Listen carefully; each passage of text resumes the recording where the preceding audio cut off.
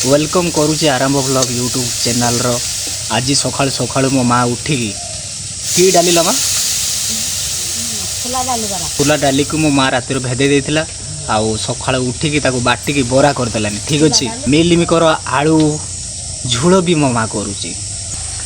ये होउची आमर गोटे छोट रंधा रंधी करबा पाई रोसई घर। जदि तुम्हें घरे खाऊच मिलमिकर आलू झोल माने देह पाई बहुत भल। बिल्कुल जलिखिया फलिखिया खाइबार किसी भी आवश्यक नाई। घरे भात तरकारी ये सब किसी खाओ। ठीक अच्छे 7:40 बर्तमान समय हो मिलमिकर आलू झोल गरम भात खाऊँ। ठीक अच्छे तुम्हें भी खाया चेष्टा कर। तो ये थिला भाई मैंने आज वीडियो आउ तुमको केमी कौन लगे तुम्हें कमेंट कर कह। तो बाय। तो बेले भी भात तरकारी तुम्हें खाऊच सब चिबे चिबे कि खाइबा चेष्टा कर। कारण हूँ जदि तुम्हें चिबे चिबे खाइब ताले तुम पेट पाई बहुत भल।